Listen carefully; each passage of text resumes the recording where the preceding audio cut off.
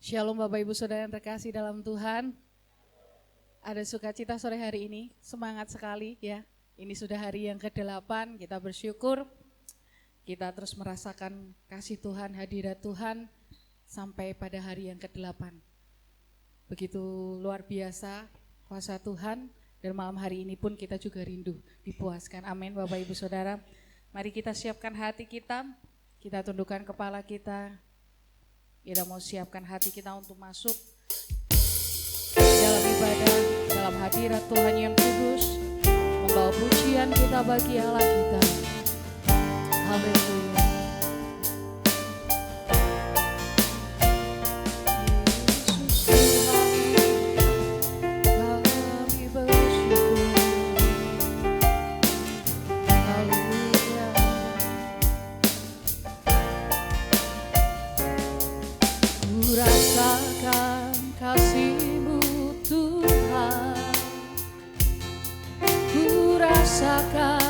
Kuasa-Mu Tuhan, ku rasakan kasih kuasa Roh Kudus, ku rasakan kehadiran-Mu, ku rasakan kasih-Mu Tuhan, ku rasakan kasih-Mu Tuhan, ku rasakan kuasa-Mu.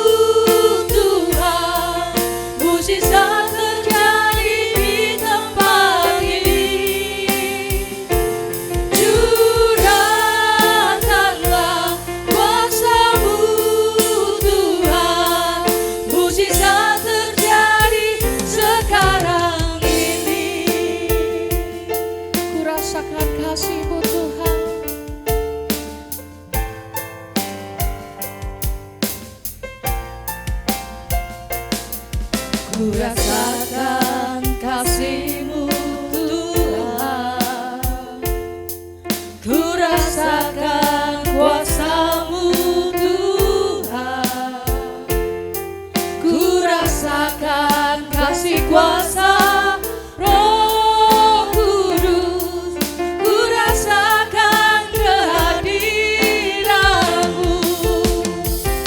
Curahkanlah kuasa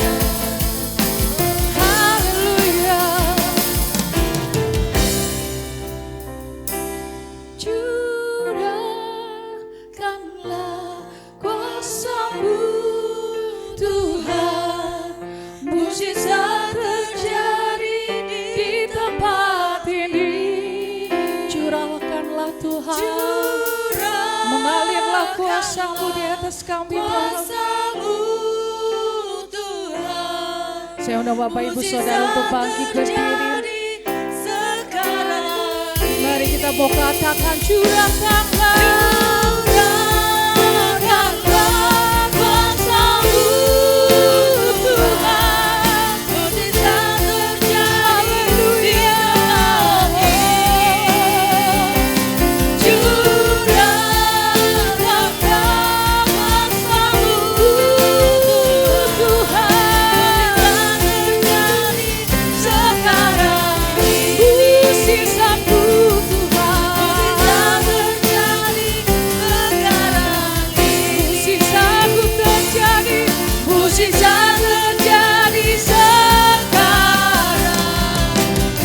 Sorak-sorai bagi Allah kita. Haleluya. Haleluya. Kami bersyukur Tuhan untuk sore hari ini. Kami rasakan lawatan Tuhan mengalir dalam hati kami. Dan kami siap menaikkan pujian kami di hadapan Tuhan. Kiranya Tuhan disenangkan. Kiranya Tuhan dipuaskan pada malam hari ini dengan pujian yang kami naikkan. Terima kasih Tuhan, dan kami terima lawatan Tuhan. Hanya di dalam nama Tuhan Yesus kami berdoa dan bersyukur. Haleluya. Amin. Sekali lagi berikan sorak-sorai bagi Allah kita. Haleluya. Kita mau kasih salam dulu dengan yang lain. Karena mungkin kemarin ada yang gak hadir, sekarang hadir. Kita mau kasih salam dulu dengan yang lain. Katakan, hari ini hari luar biasa, semangat menaikkan pujian di hadapan Tuhan. Kita mau sama-sama naikkan, oh betapa indahnya. Karena kita semua di sini saudara seiman.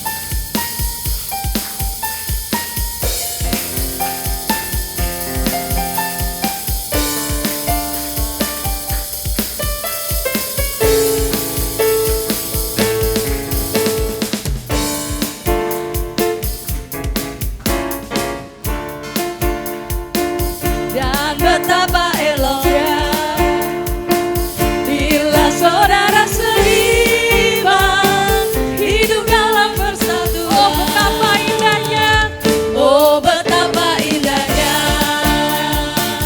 dan betapa eloknya bila saudara seiman hidup dalam persatuan. Bau rapat di kepala.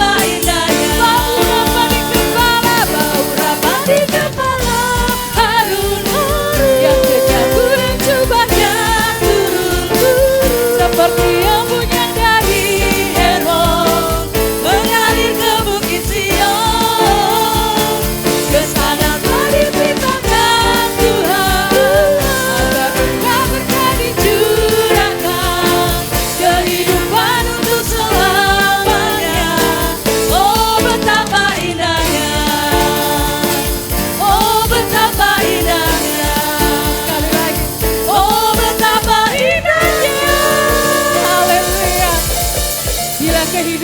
kita bersatu di dalam Tuhan, semuanya terlihat indah, terlihat cantik, ganteng. Amin Bapak Ibu Saudara.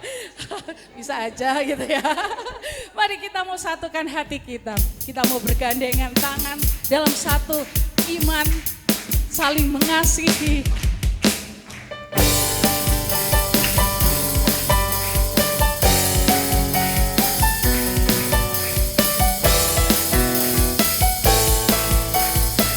Satukanlah hati kami.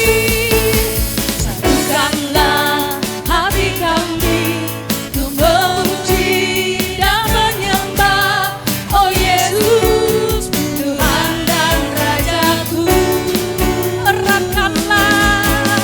Eratkanlah tali kasih di antara kami semua, oh Yesus, Tuhan dan Mari bersama-sama Rajaku. kita bergandengan tangan. Bergandengan tangan dalam satu kasih. Pak Daniel bisa maju ke depan. Bergandengan tangan dalam satu iman, saling mengasihi di antara kami, keluarga kerajaan Allah. Satukanlah hati kami.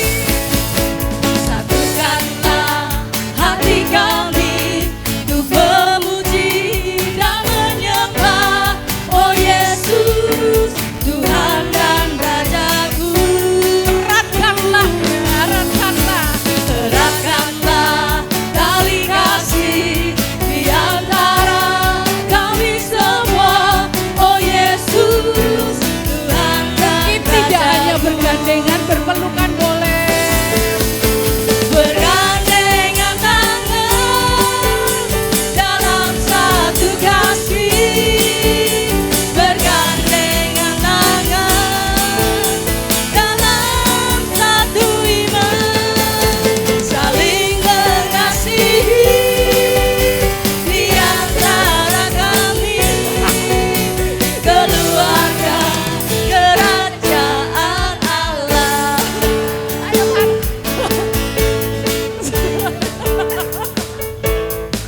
Saya jadi terinspirasi dengan dua bapak di depan ini loh Bapak Ibu.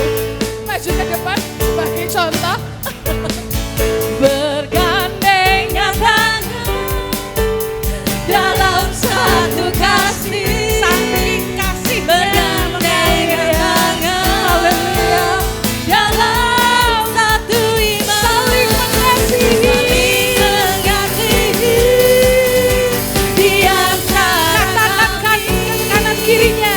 keluarga kerajaan Amin. Allah. Keluarga kerajaan Allah. Keluarga kerajaan Allah. Keluarga kerajaan Allah. Haleluya. Berikan kemuliaan bagi Allah. Kita silakan duduk Bapak Ibu Saudara. Haleluya. Silakan duduk Bapak Ibu Saudara. Kita semua keluarga kerajaan Allah. Seperti Bu Rebeka dan Mbak Dita itu kan kayak sister gitu ya. Sister katanya gitu ya.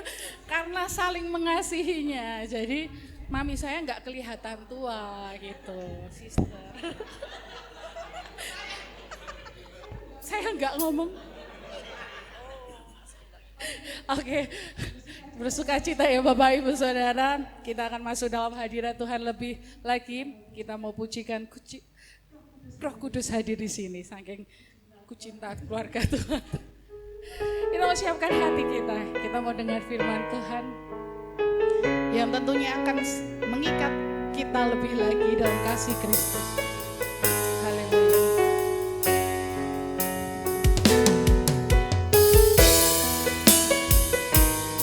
Terima kasih Tuhan, Roh Kudus mengalir.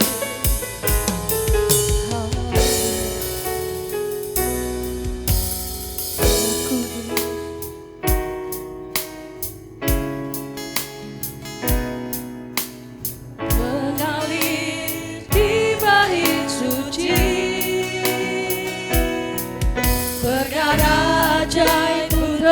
terjadi, kuasa-Mu sisanya, karena Roh Allah sedang bekerja. Roh Kudus hadir di sini. Roh Kudus hadir di sini, mengalir di bait suci.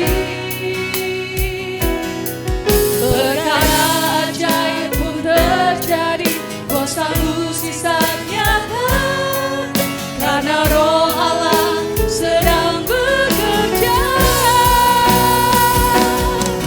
Tiada yang mustahil dan tiada yang sukar bila Roh Allah turut bekerja. Tiada yang mustahil bagi orang percaya, karena Roh Allah turut bekerja di antara kita.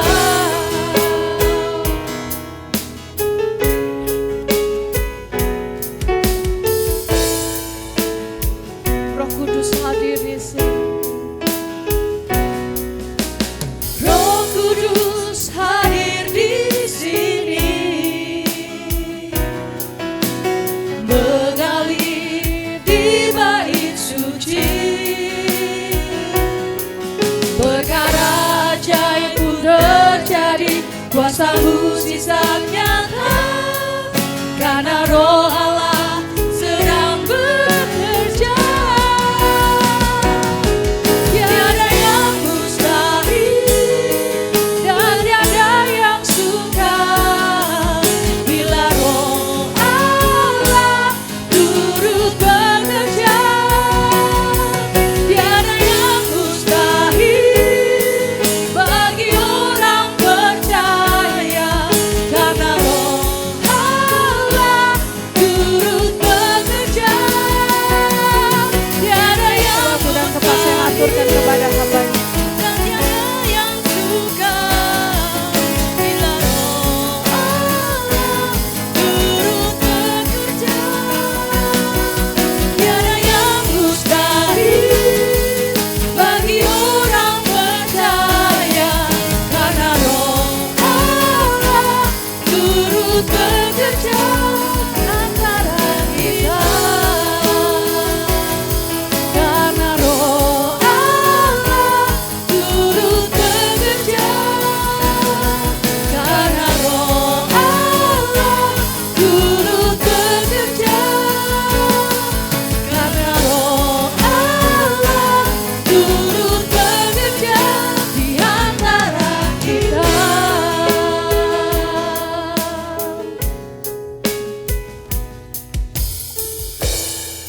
Kami yakin Tuhan, ketika kami berdoa, Roh Allah bekerja atas kami. Ketika kami percaya, Tuhan bekerja atas kami. Ketika kami percaya dan kami mengandalkan Engkau, ada ide-ide baru untuk kami menyampaikan kebenaran firman Tuhan. Tuhan, saat ini kami mau belajar bersama-sama kebenaran firman-Mu. Tuhan, tolonglah kami untuk mengerti kebenaran itu, sehingga kebenaran itu memerdekakan kami, sehingga kebenaran itu membuat kami melihat karya Tuhan yang begitu besar. Sembunyikan hamba-Mu di belakang salib-Mu, biarlah Tuhan sendiri akan berbicara bagi setiap kami. Kami mau belajar bersama-sama. Dalam nama Yesus kami berdoa dan mengucap syukur. Amin. Tim pujian semangat sampai ngos-ngosan. Shalom Bapak Ibu, hari yang ke-8. Saya melihat Bapak Ibu semangat, bahkan lebih dari 30 orang terus untuk mengikuti KKR selama sampai 8 hari ini. Bapak Ibu, saya diberikan tema pada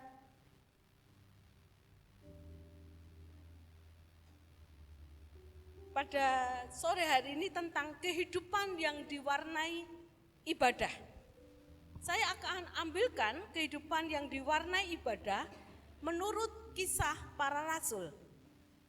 Semoga nanti waktunya 30 menit saya bisa menerangkan atau kita mau belajar bersama-sama.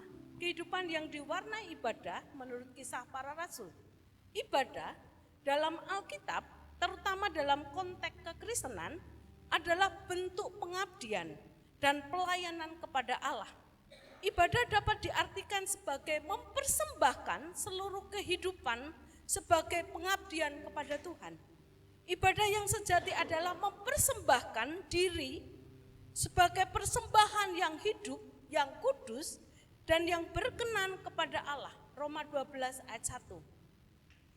Pelayanan adalah ministry atau service. Pelayanan. Di sini kita pelayanan dikatakan kehidupan yang diwarnai ibadah. Ibadah adalah pengabdian, pelayanan kepada Allah. Mari kita akan belajar rasul-rasul, khususnya di Kisah Para Rasul. Slide yang kedua, penulis Injil Lukas dan Kisah Para Rasul adalah Dr. Lukas, Pak Lukas yang menulis. Di dalam kitab Lukas itu dari pasal pertama sampai pasal yang terakhir itu bercerita tentang kelahiran Yesus sampai kebangkitan Kristus. Dan orang pertama yang menulis sejarah gereja adalah Lukas. Tema teman seperjalanan Paulus. Lukas adalah teman seperjalanan Paulus. Mari kita buka slide berikutnya. Ayat yang penting, Kisah Rasul 1 ayat 8. Tetapi kamu akan menerima kuasa kalau Roh Kudus turun ke atas kamu. Dan kamu akan menjadi saksiku di Yerusalem, di seluruh Yudea dan Samaria, dan sampai ke ujung bumi. Ini adalah ayat penting. Ayat penting yang ditekankan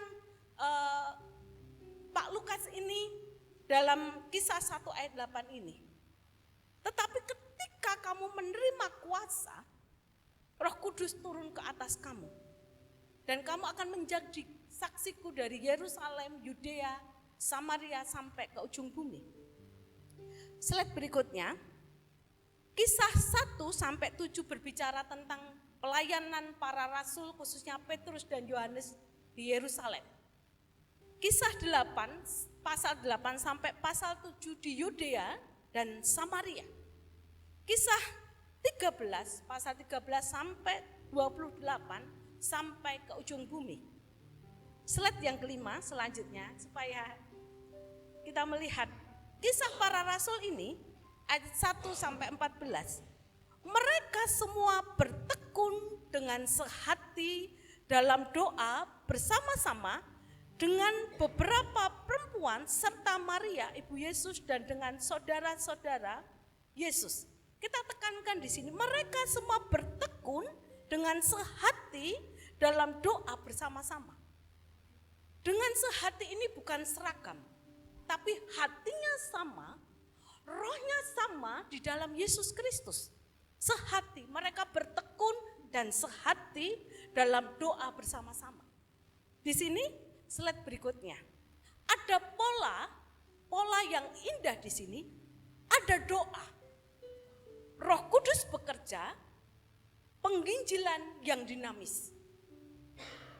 Karena jemaat mula-mula, kisah para rasul ini adalah sejarah gereja.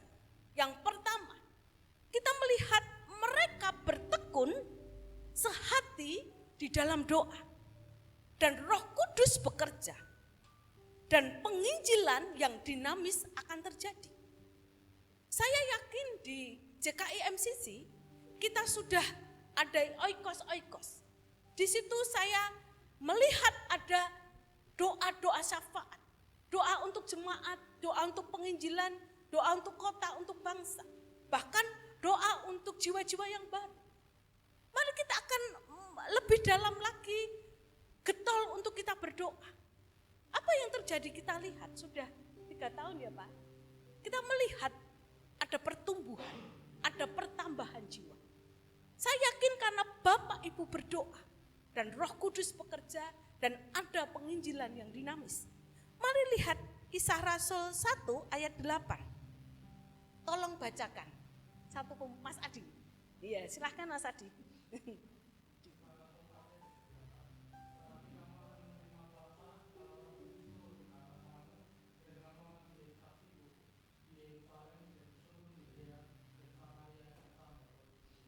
Ya, ini adalah ayat yang penting bahwa tetapi kamu menerima kuasa kalau Roh Kudus turun atas kamu dan kita akan menjadi saksinya. Kisah 1 sampai 7 kita akan belajar di Yerusalem. Penginjilan dari Rasul Petrus dan Yohanes. Di situ ada pola yang indah. Slide yang ke-9. Doa. Roh Kudus, pemberita Injil dengan berani. Di situ ada Kisah 1 ayat 14. Saya akan bacakan untuk Bapak Ibu Saudara. Murid-murid berdoa selama 10 hari. Di hari Pentakosta mereka dipenuhi oleh Roh Kudus. Petrus berkhotbah, ada 3.000 orang ditambahkan dalam komunitas mereka. Kita melihat di sini ada berdoa. Murid-murid berdoa selama 10 hari. Dan waktu itu Petrus berkhotbah dan ada 3.000 yang ditambahkan bagi mereka. Ini di Yerusalem.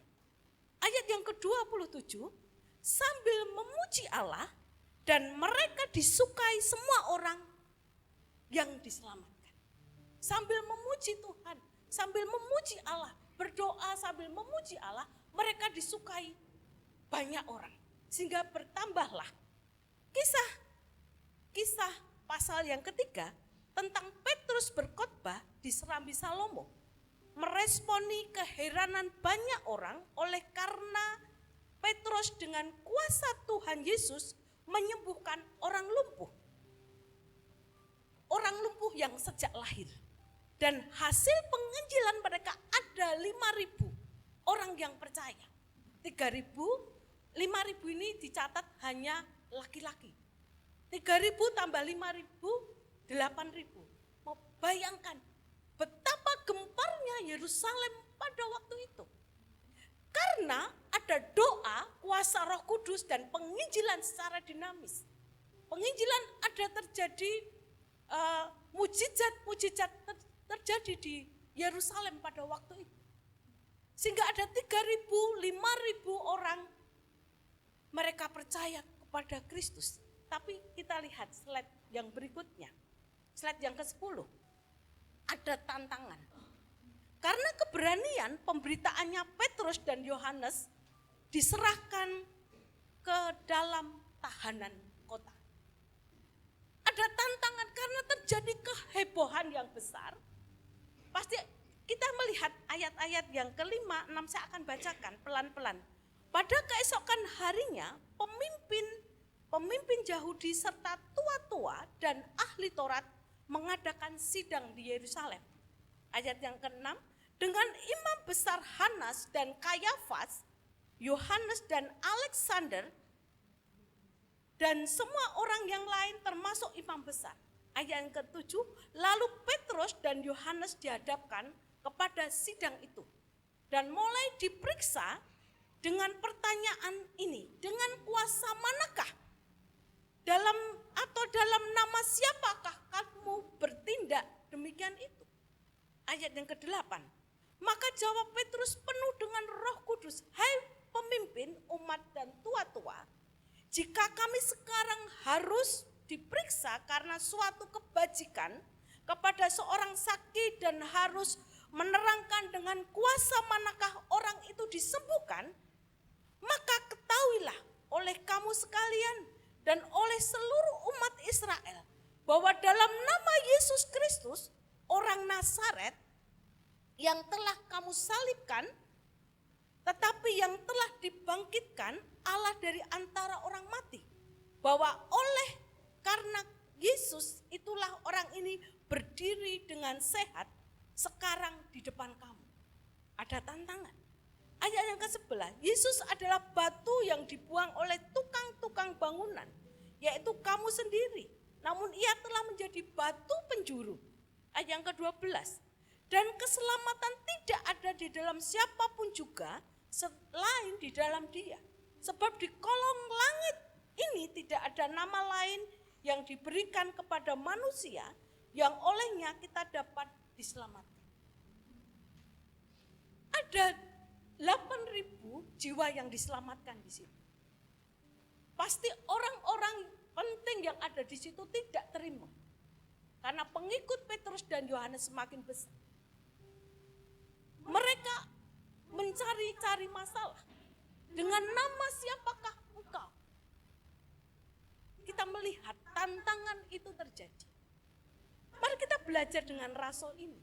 Dengan pengabdiannya, dengan pelayanannya, ada tantangan. Kita kecil tantangannya ya. Mari kita lihat lagi. Slide yang ke-11.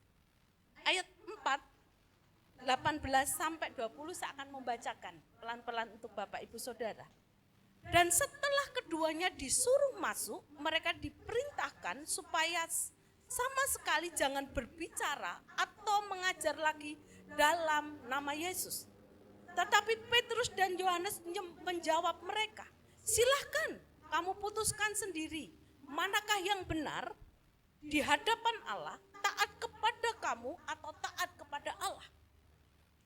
Sebab tidak mungkin bagi kami untuk tidak berkata-kata tentang apa yang telah kami lihat dan yang telah kami dengar. Ini adalah pernyataan Petrus dan Yohanes. Dia tidak bisa diam berbicara tentang keselamatan, tentang apa yang dikerjakan Yesus. Di situ ada jemaat yang berdoa. Ada Roh Kudus bekerja dan penginjilan terjadi. Slide berikutnya. Slide yang ke-12. Doa jemaat setelah mendengar kesaksian Petrus dan Yohanes menghadapi pemimpin-pemimpin umat dan tua-tua. Ketika Petrus dan Yohanes menghadapi para pemimpin, ada jemaat yang berdoa di situ.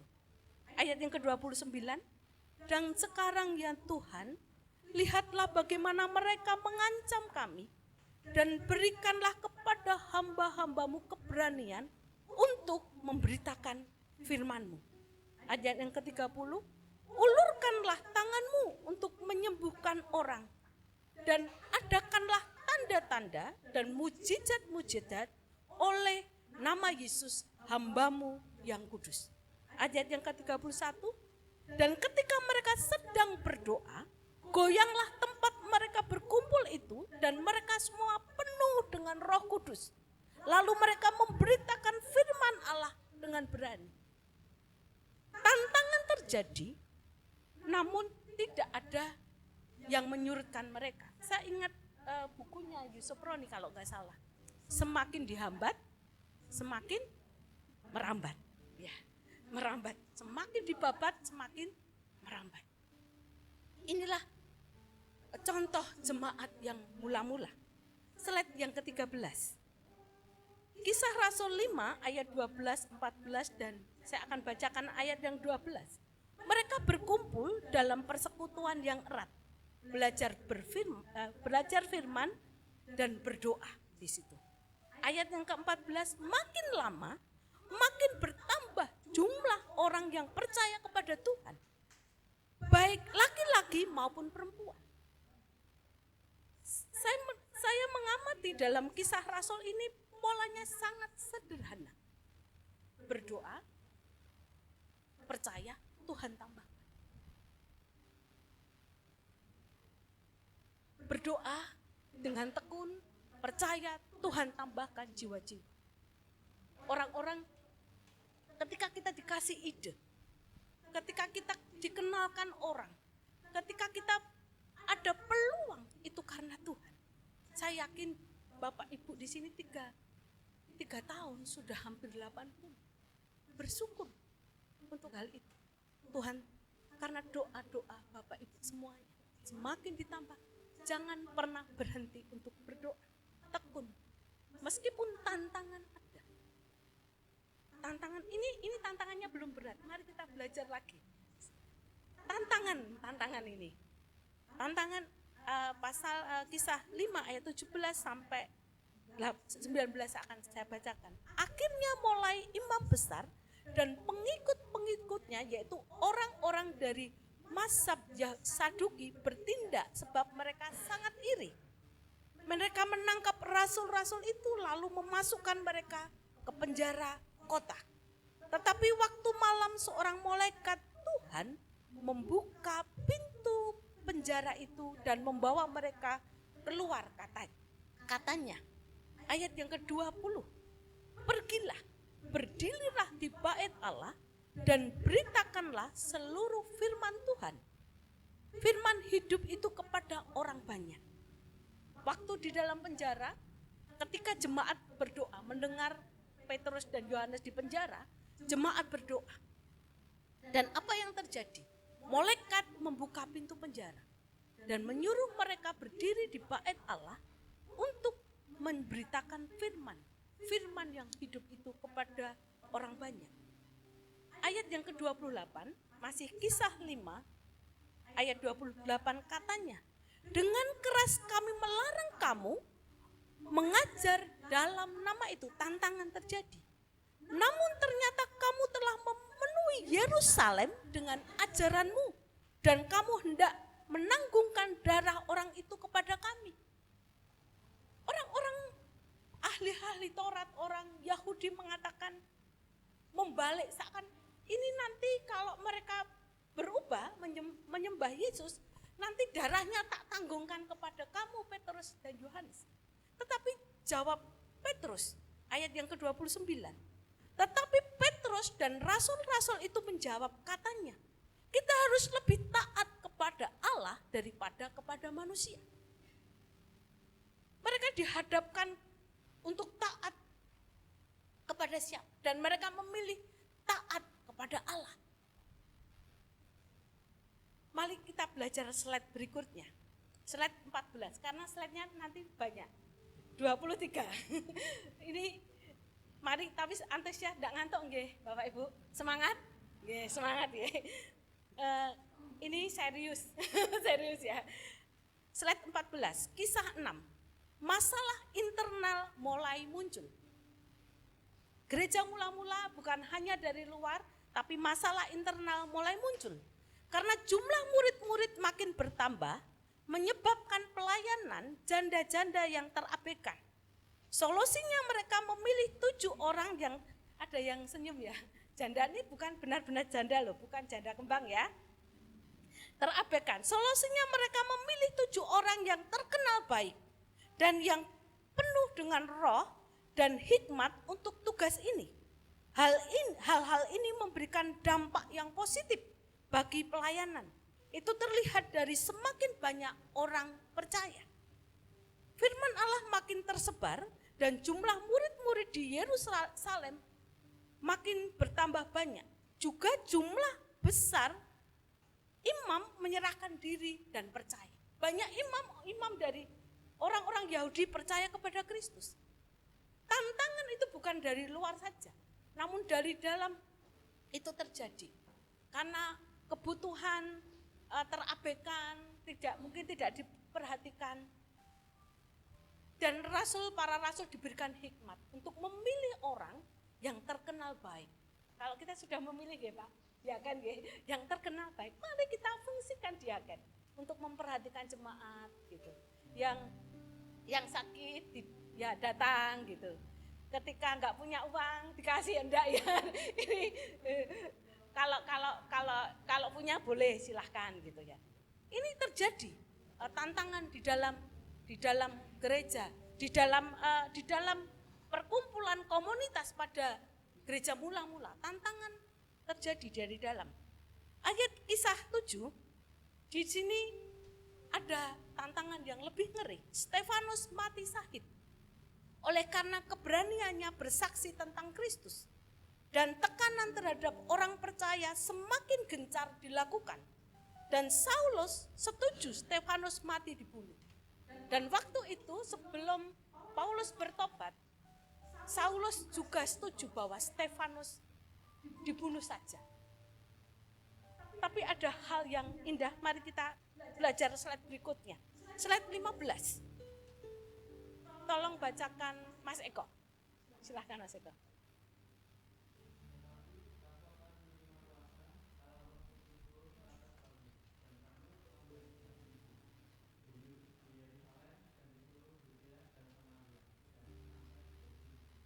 Terima kasih. Ini tadi di Yerusalem ada 3 sampai 5.000 orang percaya. Itu di Yerusalem. Mari kita akan berjalan ke seluruh Yudea dan Samaria. Slide yang ke-16, Kisah 8 ayat 1b saya bacakan. Pada waktu itu mulailah penganiayaan yang hebat terhadap jemaat di Yerusalem. Mereka semua kecuali rasul-rasul tersebar ke seluruh Yudea dan Samaria. Rasul-rasul minggir gitu. Mereka berjalan dan beliau ke Yudea dan Samaria. Mari kita belajar dari Kisah 7 pasal 7 sampai 12 itu berbicara tentang penginjilan di seluruh Yudea dan Samaria. Slide yang ke-17, pasal yang ke-8. Di sini kita belajar dengan Filipus. Filipus memberitakan Injil di Samaria.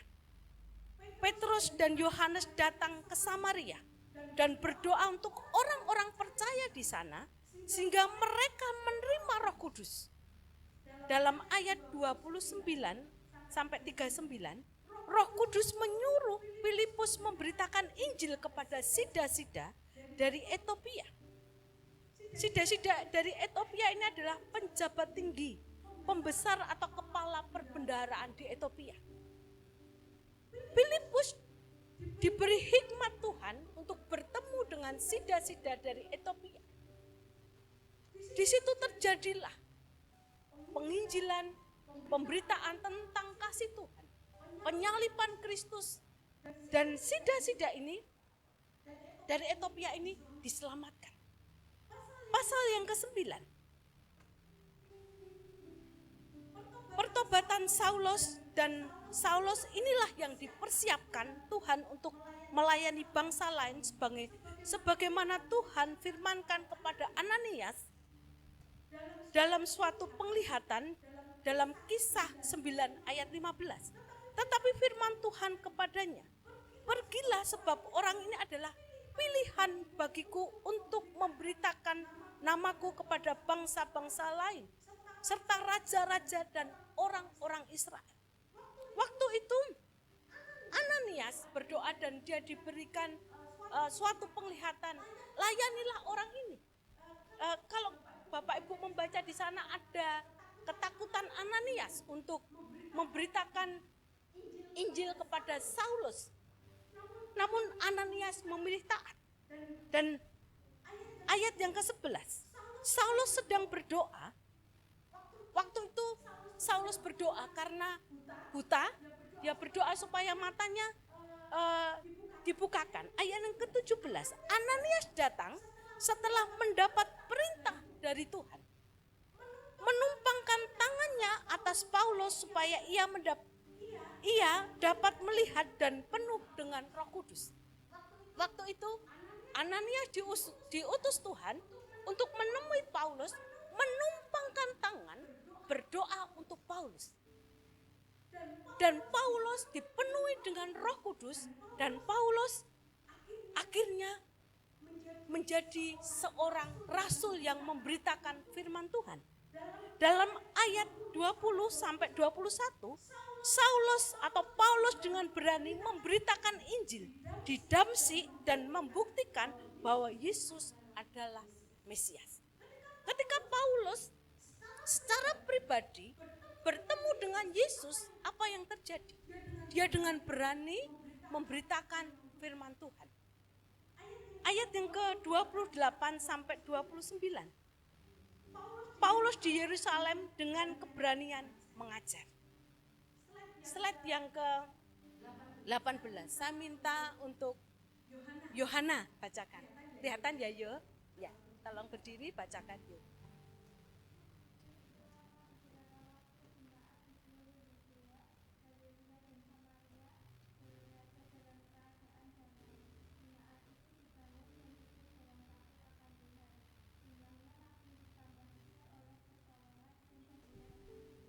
Amin.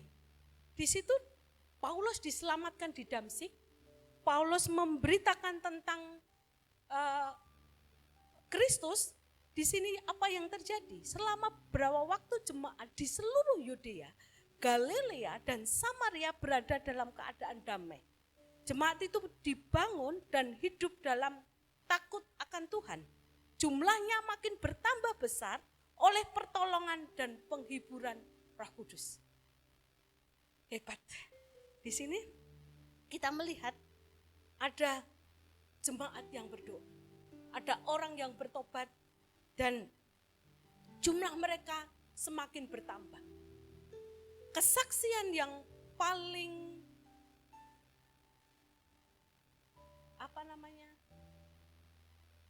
paling hidup adalah kesaksian dari kehidupan kita sebenarnya. Seperti Paulus. Beliau seorang pembunuh, bertemu Tuhan, diubahkan, dipakai Tuhan untuk memberitakan Injil. Dan banyak orang diselamatkan. Banyak orang mengalami damai yang sama. Mari kita lihat jemaat mula-mula ini. Polanya sangat sederhana. Doa, mengandalkan Roh Kudus, penginjilan yang dinamis terjadi. Slide yang ke-19. Pasal 9, pelayanan Petrus di Lida dan Yope. Di Lida Petrus menyembuhkan Eneas yang sudah 8 tahun lumpuh. Petrus dengan kuasa Tuhan membangkitkan Dorcas, menyebabkan makin banyak orang percaya kepada Tuhan. Bahkan di Lida ada juga seorang kaya, Lydia namanya, penjual kain ungu juga diselamatkan.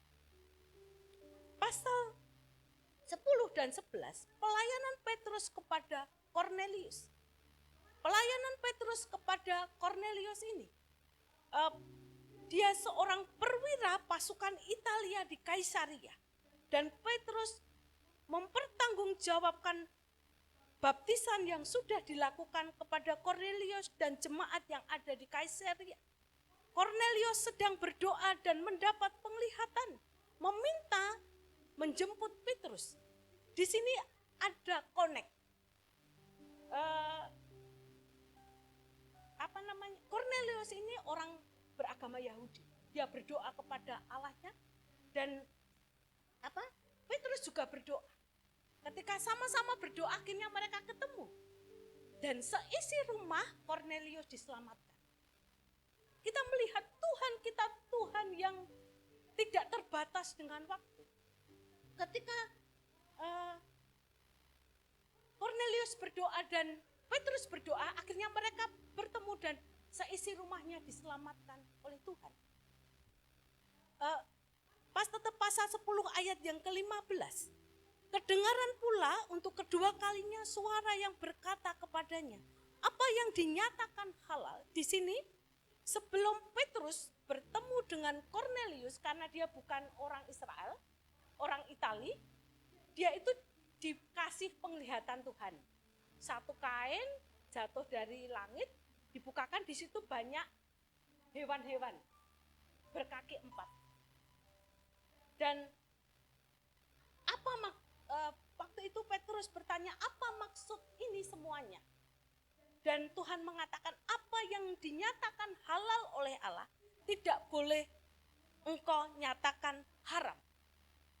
Petrus masih bertanya, apa maksudnya semua ini? Tapi ketika bertemu dengan Cornelius, orang Itali yang bukan dari bangsa Israel, ayat yang ke-34.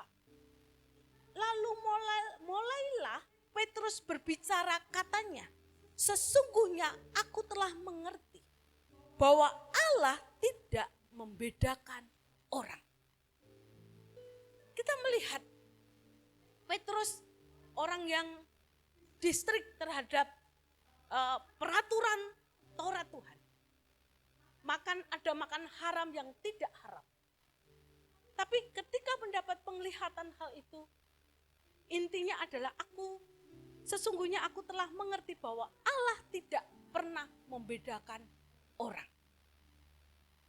Inilah terjadi bahwa ketika semakin banyak orang-orang yang Tuhan percayakan bagi kita, Mari kita tidak memandang dengan kacamata kita. Kita memandang dengan kacamata Allah. Kenapa orang itu begitu? Tok nganyelke gitu. Pasti ada something yang membuat orang itu nganyel. Kita tidak boleh menghakimi dulu, karena dikatakan di sini bahwa Allah tidak membedakan orang.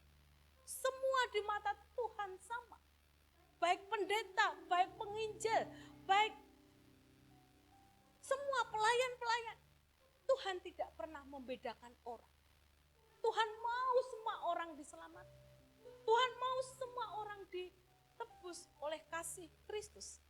Mari slide yang ke-20. Ini sudah 3 slide. Kurang 5 menit pas ya. Kisah Rasul 12. Ini Lukas kembali menceritakan kekejaman yang dilakukan Herodes terhadap pengikut Tuhan di Yerusalem. Ia membunuh Yakobus, saudara Yohanes. Ia memenjarakan Petrus dan malaikat Tuhan membebaskannya. Kekristenan jemaat, kesetiaan jemaat berdoa. Dalam Kisah Para Rasul 12. Tolong bacakan untuk Dito, slide 21. Dito, bacakan.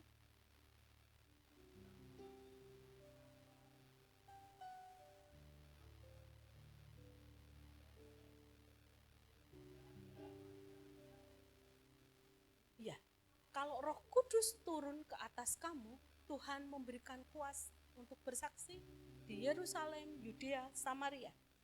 Slide yang ke-22. Kisah 13 sampai 28 sampai ke ujung bumi. Kisah 13 ayat yang kedua.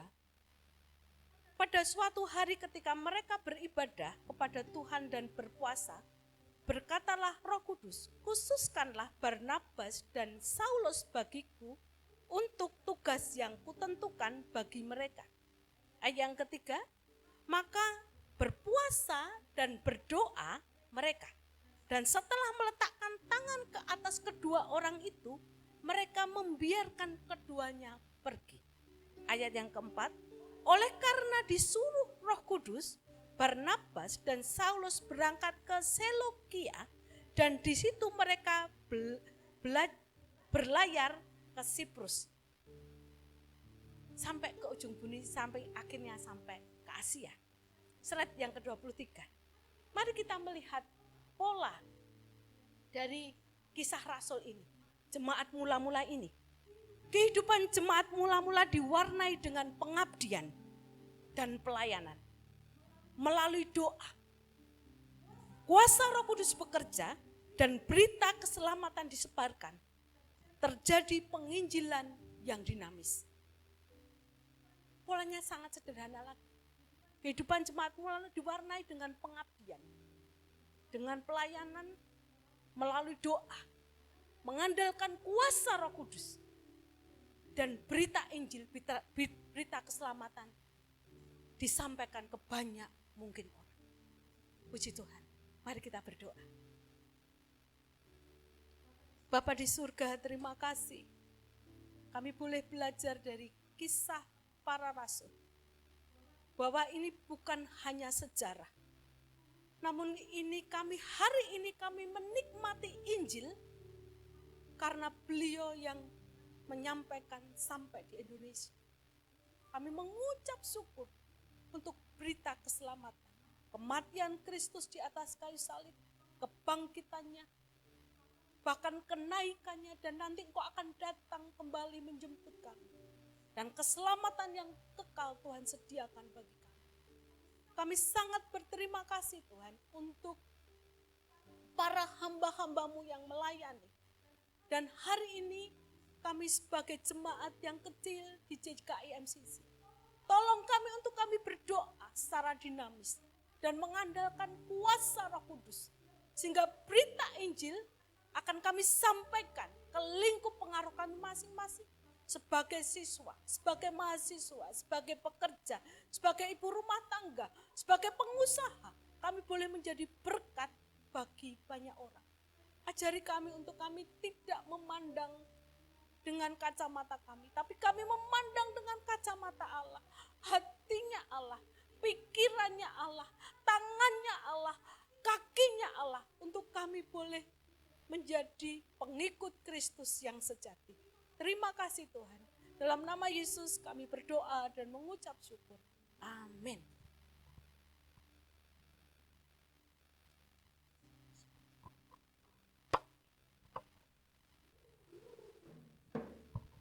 Baik, terima kasih Bu Retno. Bapak Saudara yang dikasih oleh Tuhan,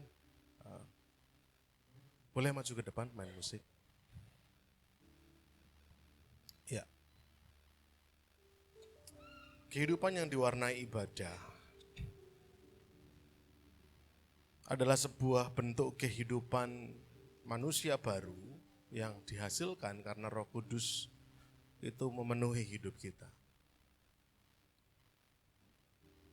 Rasa-rasanya ketika kita baru percaya sama Tuhan, itu persis seperti apa yang dialami oleh jemaat mula-mula dalam Kisah Para Rasul, ya.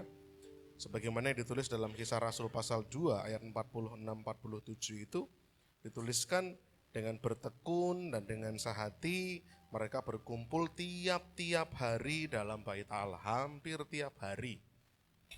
Bahkan mungkin kalimat kata saya juga kurang tepat, saya bilang hampir tiap hari, tapi Alkitab menuliskannya tiap-tiap hari.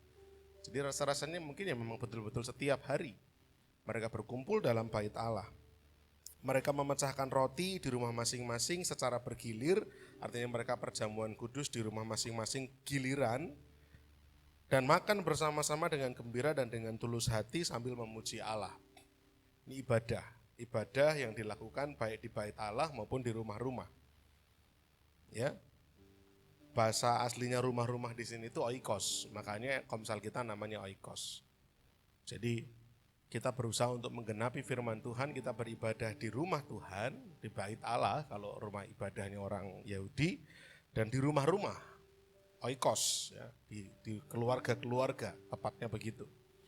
Dan mereka disukai semua orang dan tiap-tiap hari Tuhan menambah jumlah mereka dengan orang yang diselamatkan. Nah, tapi anehnya dunia berusaha untuk menyalahkan pola ini. Anehnya dunia akan berusaha untuk membuat bahwa kegiatan ini tuh kegiatan yang sok rohani. Masa kok persekutuan tiap hari? Masa kok ibadah tiap hari? Minggu sudah ibadah, kemudian Senin mungkin ada pemuritan, misalkan ya, Selasa nanti ada kelompok sel, Rabu masih ada kelompok sel, Kamis nanti ada doa puasa misalnya, Jumat ada menara doa, kemudian Sabtu ada youth, belum nanti kombua, belum nanti apa, rasa-rasanya ibadah, tiap hari kok ibadah. Dunia mencoba untuk memandang itu sebagai sebuah anomali, keanehan. Padahal itulah yang sewajarnya terjadi, yang seyogianya terjadi pada jemaat mula-mula, pada orang-orang yang dipenuhi oleh Roh Kudus. Tetapi dunia akan berusaha untuk membuat itu menjadi aneh, menjadi anomali. Dan kita pada akhirnya juga menerima perkataan dunia. Sehingga kita berpikir bahwa nek kekerapan ibadah ki ora apik gitu. Kalau kekerapan ibadah ki ya aku. Saya percaya yang dilakukan oleh jemaat mula-mula ini tidak sekedar ibadah dalam arti liturgi, ibadah dalam arti datang ke gereja, di rumah-rumah memuji Allah, dan kemudian mereka tidak melakukan apa-apa. Rasa-rasanya enggak demikian. Karena Alkitab menuliskan bahwa mereka ini disukai semua orang. Artinya ibadah dalam bentuk liturgi mereka lakukan, ibadah dalam arti hidup yang sungguh-sungguh berbakti kepada Tuhan. Bagaimana kita menjadi berkat buat banyak orang, ibadah dalam arti holistik, dalam arti yang menyeluruh, bahwa Bapak Saudara jadi berkat bagi masyarakat, bagi keluarga, bagi lingkungan sekitar, itu pun dilakukan jemaat mula-mula. Jadi ibadah pertemuan rutin, liturgi itu dilakukan, tapi ibadah bagaimana hidup yang berdampak, hidup yang memberkati juga dilakukan. Makanya mereka disukai semua orang. Nah, jadi begini, artinya kita ini harus terus membakar roh kita untuk menyukai pertemuan-pertemuan ibadah, Tapi di sisi lain kita membuktikan bahwa ibadah kita tidak sebatas pertemuan-pertemuan ibadah, tapi ibadah kita juga berdampak. Ada wujud nyata yang kita hasilkan lewat pekerjaan kita, lewat lingkungan kita, lewat keluarga kita. Artinya begini, di gereja kita baik tapi di pekerjaan kita enggak baik, ya berarti ibadah kita enggak sempurna. Di gereja kita baik, kita rajin, tetapi di lingkungan kita enggak baik, ibadah kita enggak sempurna. Di gereja kita baik, tapi di keluarga kita enggak baik, ibadah kita enggak sempurna. Jadi ibadah, kehidupan yang diwarnai dengan ibadah, itu artinya bagaimana kehidupan kita itu ibadahnya jadi dalam gereja, dalam rumah-rumah. Tetapi juga hidupnya menjadi berkat, sehingga tiap-tiap hari Tuhan menambah jumlah mereka dengan bilangan orang percaya. Tapi ada kata kunci yang tidak boleh kita hilangkan dari ayat yang saya baca tadi, yaitu kata bertekun dan sehati. Tekun itu berbicara frekuensinya. Mereka melakukan terus-menerus dengan rutin. Sehati berbicara kualitasnya. Pertanyaannya, saya akan ngomong ibadah dalam konteks pertemuan gini dulu. Apakah kita sudah betul-betul tekun ibadah? Sepertinya belum. Karena faktanya ibadah 10 hari juga menjadi indikator yang bisa kita perhatikan. Berapa banyak yang hadir rutin, berapa banyak yang bolong-bolong. Jangan hakimi orang om, belum tentu orang gak datang karena kan betul, saya juga menerima kok, saya juga gak menyalahkan. Hanya yang hadir rutin setidaknya kan terlihat bagaimana mereka berusaha untuk mau beribadah. Yang tidak hadir saya juga tidak hakimi, enggak. Silakan direnungkan pribadi-pribadi, itu maksud saya. Bertekun menjadi masalah. Belum lagi sehati juga jadi masalah. Apakah kita sudah sehati? Sehati itu bukan berbicara hatinya saya loh. Kalau hatinya Pak Daniel, ya enggak akan bisa. Karena panjenengan semua punya keinginan, punya kehendak. Yang memungkinkan orang percaya menjadi sehati adalah hatinya Tuhan. Connect enggak kita sama hatinya Tuhan? Kalau kita connect sama hatinya Tuhan, kita sehati. Nah benarkah semua orang di tempat ini connect sama hatinya Tuhan? Yang membuat kita menjadi sehati. Sehati, kalau sehati ngomongin hatinya Wahyu, ya enggak akan sama. Tapi kalau kita orang percaya, sehatinya harus kiblatnya, kalau saya boleh katakan kata itu. Kiblatnya adalah hatinya Tuhan. Nah, jemaat mula-mula kualitas ibadah mereka menjadi luar biasa karena mereka melakukan ketekunan dan kesehatian. Persoalannya, benarkah kita memiliki kualitas itu?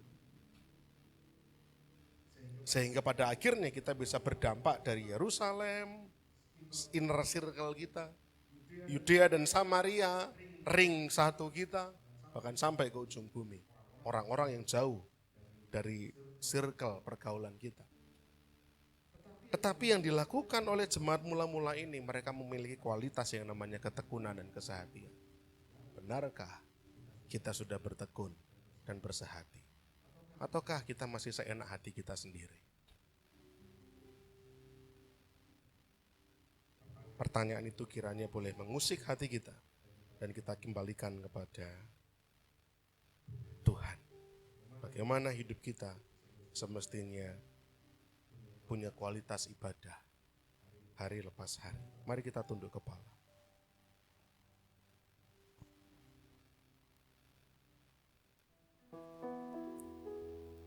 Satu hal yang ku rindukan, ya Tuhan, selalu berada di dekat-Mu dengan segenap hati, dengan segenap jiwa, ku menanti di hadirat-Mu. Mari semua datang pada Tuhan. Satu hal yang ku rindukan, ya Tuhan, selalu berada di dekat-Mu segenap hati, dengan segenap jiwa, ku menanti di hadirat-Mu lebih dalam lagi. Ku rindu Kau Tuhan, lebih dari segala yang ada. Benarkah kita merindukan Tuhan lebih daripada yang lain? Lagi ku cinta Kau Yesus, ku mengasihi lebih dalam lagi, lebih dalam lagi. Ku rindu Kau Tuhan, lebih dari segala yang ada. Lebih dalam lagi, ku cinta Kau Yesus, ku mengasihi. Mari katakan lebih dalam lagi, lebih dalam lagi. Tuhan, lebih dari segala yang ada. Oh, lebih dalam lagi, ku cintakan Yesus, ku mengasihi. Lebih dalam lagi, ku rindu Kau Tuhan, lebih dari segala yang. Mari kita bangkit berdiri bersama-sama. Jemaat Tuhan bangkit berdiri bersama-sama untuk kita datang kepada Tuhan dengan hati yang terbuka, dengan pikiran yang mau berubah. Mari katakan kepada Tuhan, lebih dalam lagi. Kami mau hidup kami tertuju padamu, tertuju pada Yesus. Ibadah yang kami boleh jalankan boleh sungguh-sungguh menjadi ibadah yang merubah hidup kami. Ya, ku mengasihi lebih. Ku rindu Kau lebih dari segala.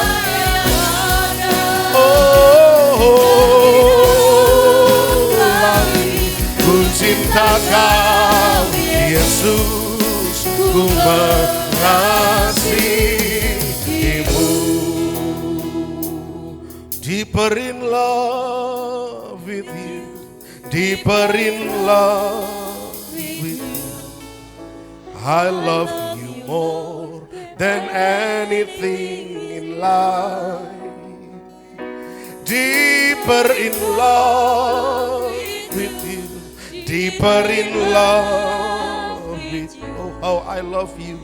Oh, how I love You, Lord. Deeper in love, deeper in love with You. I love You more than anything, more than anything in life. Deeper in love, deeper in love with You. Oh, how I love You, Lord. Saya mau ajak Bapak Ibu Saudara untuk sungguh-sungguh punya pikiran yang terbuka dan hati yang mau berubah. Sudahkah kita sungguh-sungguh bertekun dalam ibadah kita? Sudahkah kita sungguh-sungguh bersehati dalam ibadah kita? Tidak dengan seenak hati kita sendiri. Karena semua orang menyangka jalannya lurus menurut pandangannya masing-masing. Kalau itu yang kita lakukan, gereja ini akan pecah belah. Fokus pada jalannya Tuhan. Fokus pada agendanya Tuhan. Segala ambisi, keinginan pribadi, itu menjijikkan di hadapan Tuhan.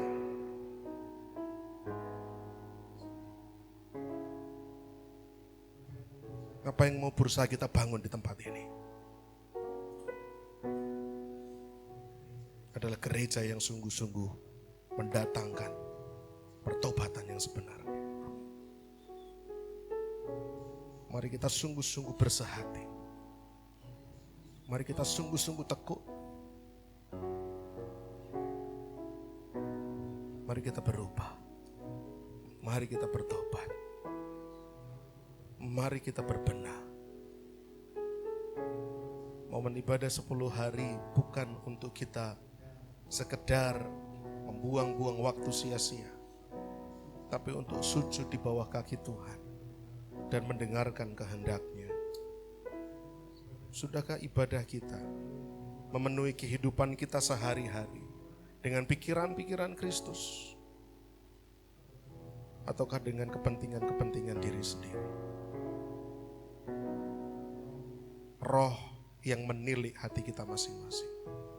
Buka hatimu dan izinkan Roh berbicara masing-masing ke dalam hati Bapak Ibu Saudara sekalian.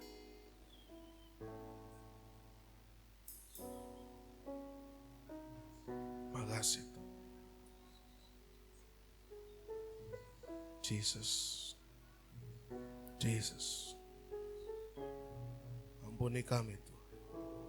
Kalau kami seenak hati, kalau kami gak mau bertekun, kalau kami gak mau bersehati, kalau kami gak mau memenuhi hidup hari-hari kami dengan ibadah yang sebenarnya, dengan hati yang senantiasa boleh menyenangkan hatinya Tuhan. Jauhkan dari pikiran-pikiran kami keegoisan, kepentingan diri sendiri, percideraan, permusuhan, percekcokan. Jauhkan dari setiap kami semua. Hati kami boleh terbuka untuk Roh-Mu bekerja. Thank you Lord.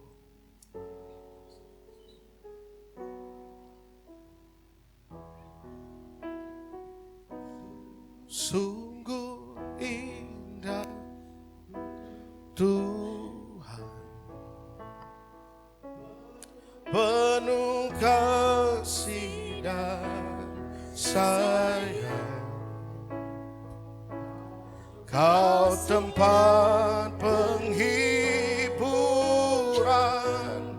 bagi setiap hati yang terluka.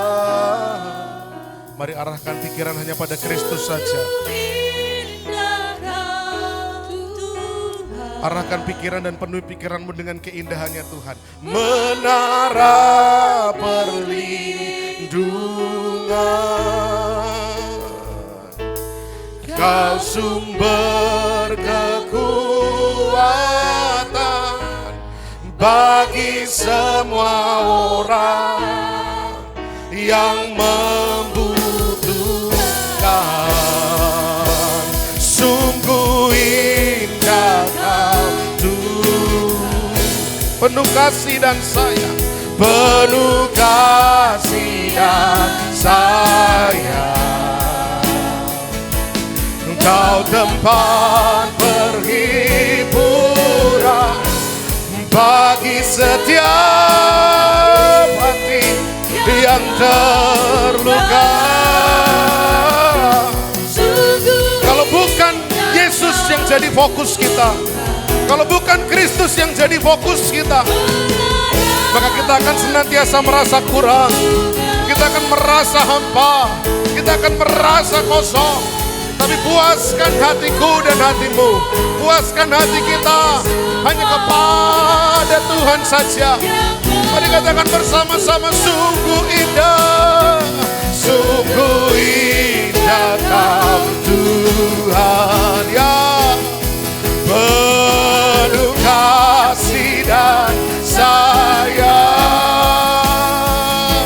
Kau tempat perlindungan bagi setiap hati yang terluka.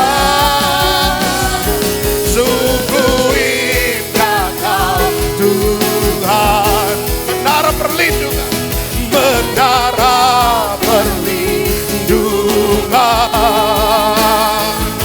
Kau sumber kekuatan bagi semua orang yang membutuhkan. Sumber kekuatan, sumber kekuatan, sumber penghiburan, sumber penghiburan, sumber kekuatan, sumber kekuatan bagi semua orang yang membutuhkan. Mari beri kemuliaan bagi Tuhan kita. Terima kasih Bapa, terima kasih. Terima kasih Tuhan. Biarlah setiap hati kami dan pikiran kami sungguh-sungguh tertuju padamu Tuhan. Kami boleh sungguh-sungguh bertobat.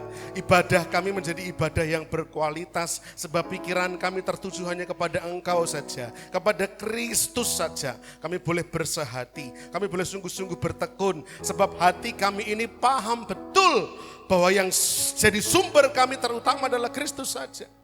Sehingga segala kekosongan, segala kepentingan, segala kerinduan kami mau arahkan dan pusatkan pada Kristus saja, bukan kepada yang lain. Karena ketika kami mengarahkan kepada yang lain, kehancuran, percekcokan, perpecahan, persoalan akan terus menggerogoti kami dari dalam. Biarlah kami boleh memahami makna ibadah yang berkualitas dan mewarnai kehidupan kami Tuhan hari lepas hari dengan ibadah-ibadah yang berkenan di hadapan Tuhan. Pimpin kami semua, mampukan kami memahami kebenaran ini. Berkati hamba-Mu, Bu Retno yang sudah sampaikan kebenaran firman Tuhan. Bagi hidupnya makin hari makin luar biasa menjadi berkat. Nama Tuhan dibesarkan, dipermuliakan. Banyak jiwa boleh diberkati, banyak jiwa boleh dilayani. Dan semakin banyak jiwa menjadi percaya kepada Tuhan. Setiap kami semua yang membuka pikiran dan hati kami mendengarkan firman malam hari ini. Dan juga membuka hati dan pikiran kami untuk Tuhan boleh bentuk kembali. Kiranya kami boleh sungguh-sungguh disadarkan, dipertobatkan. Dan kami boleh sungguh-sungguh berbenah, berubah. Bagi hormat kemuliaan nama-Mu. Dalam nama Tuhan kami Yesus. Kami mau sungguh-sungguh semakin serupa seperti Kristus. Bagi-Mu pujian, hormat, kemuliaan. Dalam nama Yesus kami berdoa bersyukur. Haleluya. Amin. Puji Tuhan, Bapak Ibu Saudara yang terkasih, kita sudah menerima berkat lewat firman Tuhan. Sebentar kita akan memberikan persembahan yang terbaik untuk Tuhan. Kita berdoa untuk persembahan pada malam hari ini, nanti Saudari Nita berdoa untuk persembahan. Mari kita berdoa. Bapa dalam kerajaan surga mulia Tuhan, terima kasih Tuhan, kami telah mendengarkan firman-Mu Tuhan yang meneguhkan setiap hati kami Tuhan. Biarlah kami Tuhan hanya fokus kepada-Mu saja Tuhan. Tuhan, sebentar kami akan memberi sedikit dari apa yang kami miliki Tuhan. Kiranya Tuhan sucikan, kuduskan setiap persembahan ini Tuhan. Biarlah persembahan ini berkenan di hadapan-Mu Tuhan. Terima kasih Tuhan Yesus, hanya dalam nama-Mu kami berdoa dan mengucap syukur. Haleluya, amin. Ku cinta keluarga Tuhan.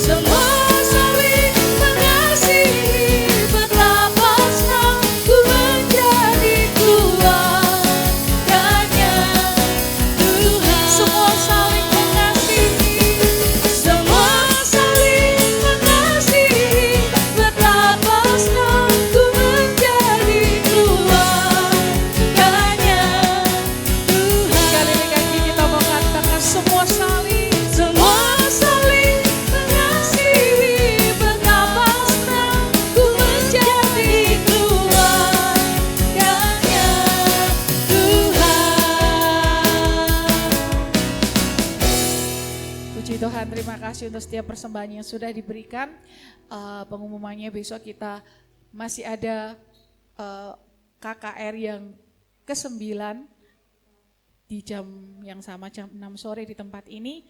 Jadi mari Bapak Ibu Saudara kita sama-sama boleh datang untuk beribadah dan lebih merasakan hadiratnya Tuhan yang dicurahkan.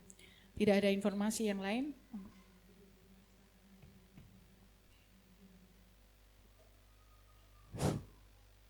Bapak Saudara, besok kita masih ada ibadah KKR hari yang ke-9 dengan tema Roh Menumbuhkan Gereja Tuhan.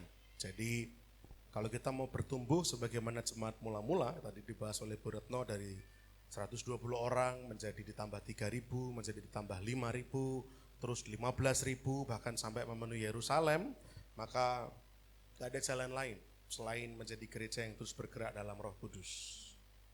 Ya, dan ingat sekali lagi pesan firman Tuhan, ketekunan, kesehatian, karena roh itu roh yang tertib. Mari kita tekun beribadah, mari kita sehati dalam pelayanan, dalam ibadah, dalam persekutuan.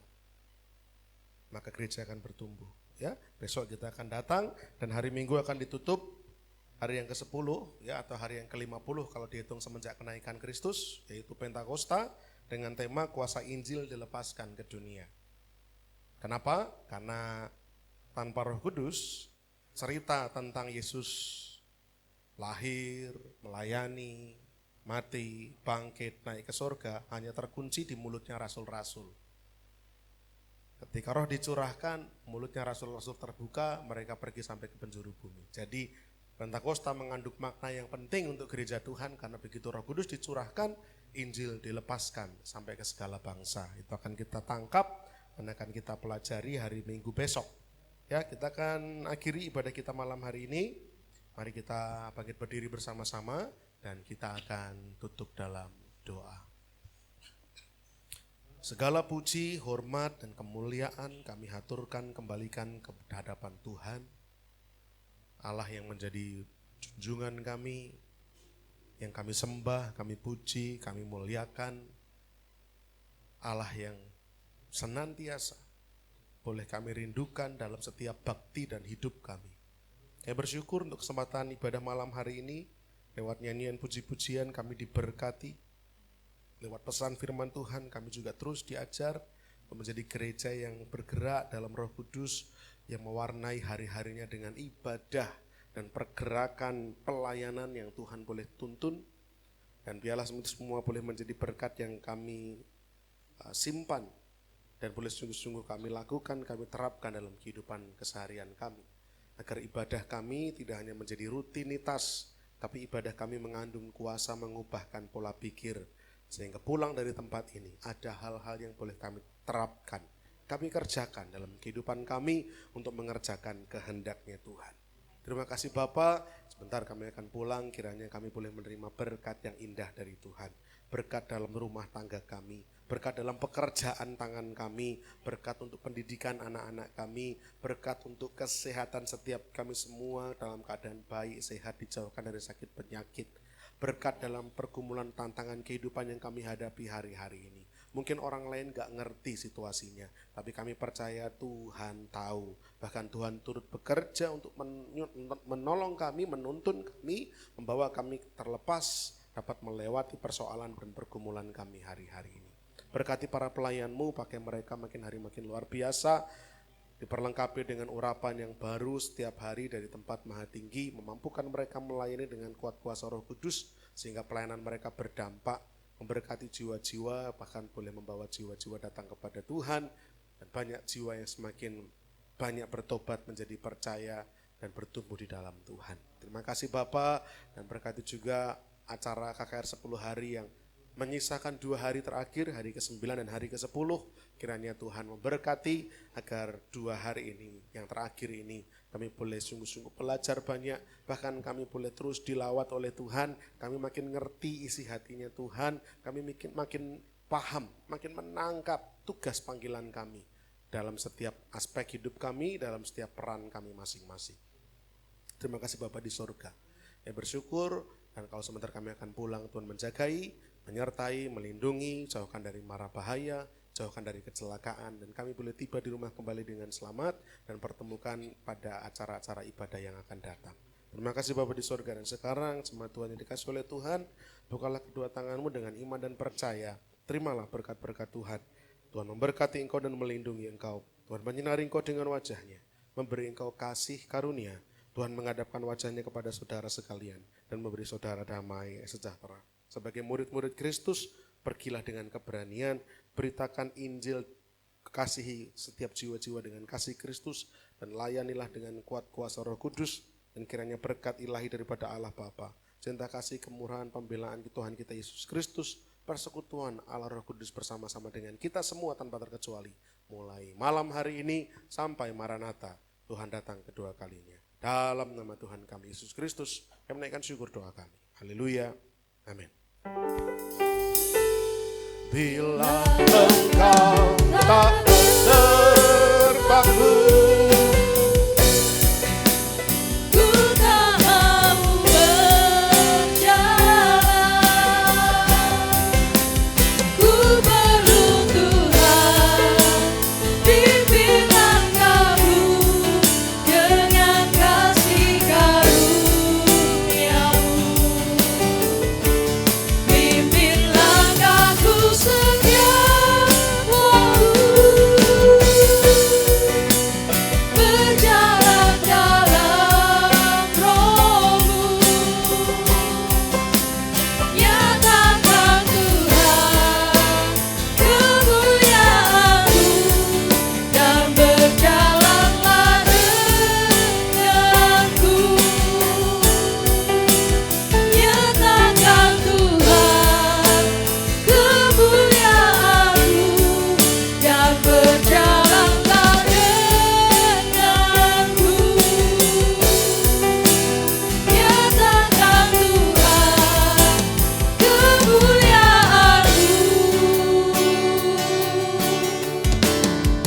dan berjalanlah denganku.